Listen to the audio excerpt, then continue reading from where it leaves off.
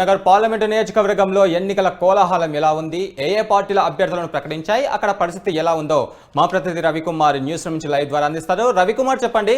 కరీంనగర్ చూస్తే మనకు BRS party గుర్తొస్తుంది. అయితే ఏ విధంగా చూసుకున్నా కానీ బీఆర్ఎస్ పార్టీ అక్కడ కంచుకోటలా ఉందని చెప్పుకోవచ్చు. అయితే అక్కడ చూసుకుంటే అటు బీఆర్ఎస్ కానీ ఇటు బీజేపీ కానీ కాంగ్రెస్ పార్టీల అభ్యర్థులు ఎలా ఉన్నారు, వాళ్ళ విజయ అవకాశాలు ఎలా ఉండబోతున్నాయి?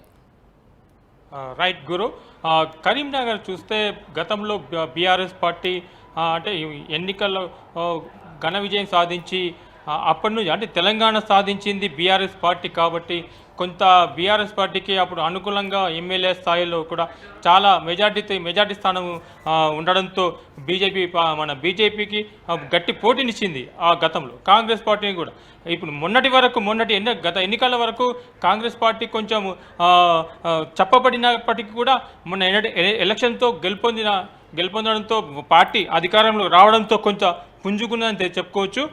అలాగే ఇప్పటి వరకు ఇటు బీఆర్ఎస్ పార్టీ అటు బీజేపీ పార్టీ రెండు కూడా ఎన్నికల ప్రచారంలో జోరందుకొని ముందుకు సాగుతున్నాయి.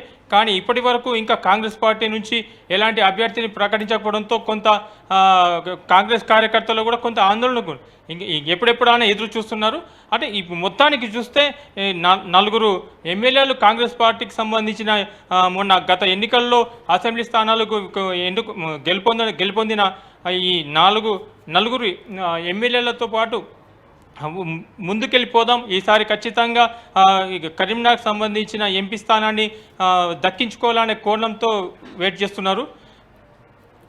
అయితే రవికుమార్, కరీంనగర్ నుంచి చూసుకుంటే బీఆర్ఎస్ పార్టీకి సంబంధించిన కేసీఆర్ కానీ కేటీఆర్ కానీ అక్కడ నుంచి ఎంపీ పార్లమెంట్కి ఎన్నికలకు సంబంధించి సమర శంకరరావు కూడా అక్కడ నుంచే స్టార్ట్ చేశారు కదా. అక్కడ బీఆర్ఎస్ పక్కా గెలుస్తారని ఇంతకుముందు కూడా ఇటు బీఆర్ఎస్ నాయకులు వాదిస్తున్నారు. దీనిపైన ఏ విధంగా చెప్పుకోవచ్చు? రైట్ గురు, అయితే టీఆర్ఎస్ అంటే సెంటిమెంట్గా భావించే కేసీఆర్ ఏ కార్యక్రమం మొదలుపెట్టినా తెలంగాణలోని కరీంనగర్నే ఎంచుకోవడం జరుగుతుంటుంది. కాబట్టి దానికోసం ఆ కోణంలో గతంలో సింహగర్జనతో పాటు ఈ సభను కూడా అక్కడి నుంచే ప్రారంభించడం మొదలుపెట్టాడు. అక్కడి నుంచే ఈ ఎన్నికల శంకరరావును కూడా అక్కడి నుంచే ప్రకటించడం జరిగింది. ఖచ్చితంగా అంటే బీఆర్ఎస్ పార్టీకి సంబంధించిన అప్పుడు ఏదైతే అభ్యర్థి ఉన్నాడు గతంలో ఎంపీగా పోటీ చేసి గెలుపొందిన వినోద్ కుమార్ తను చేసిన అభివృద్ధి పనులను ప్రజలకు చెప్పుకుంటూ వస్తున్న క్రమంలో నేను ఖచ్చితంగా గెలుస్తానే ధీమాతో మాత్రం అటు వినోద్ కుమార్ ఉన్నారు. గత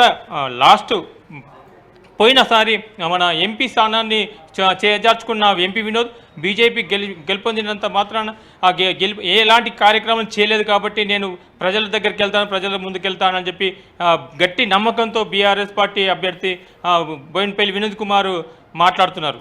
అయితే రవికుమార్, బీజేపీ నుంచి చూసుకుంటే మనకు బండి సంజయ్ కుమార్ కూడా ఇంతమందికి ఆయన అక్కడ చేసిన అభివృద్ధి కార్యక్రమాలు కూడా ఏ విధంగా చూసుకున్నా కానీ అటు బీఆర్ఎస్ కన్నా కానీ కాంగ్రెస్ కన్నా చూసుకున్నా బీజేపీకి ఎక్కువ గెలిచే అవకాశాలు కూడా కనిపిస్తున్నాయి కదా. దీనిపైన బీజేపీ నేతలు ఏమంటున్నారు? రైట్, అంటే ఇప్పుడు లోకల్లో ఇప్పుడు మొన్న మోడీ సభతో పాటు కొంత బీజేపీలో కార్యకర్తల జోసు పెరగడంతో పాటు ఓటు బ్యాంక్ కూడా పెరుగుతుంది. దాంతో వాళ్ళ ధీమా వ్యక్తం చేస్తున్నారు. అంటే ప్రజలు మార్పు కోరుకున్నారు కాబట్టి ఖచ్చితంగా మాకు బీజేపీ ప్రభుత్వమే పార్లమెంట్ లో బీజేపీ ఖచ్చితంగా గెలుస్తుంది. కాబట్టి ఆ కోణంలోనే కార్యకర్తలు కూడా హుషారుగా మొన్న జరిగిన సభతో మోడీ సభతో కొంత హుషారుగా ఉన్నారు అనుకోవచ్చు. Okay, right, thank you Vinod.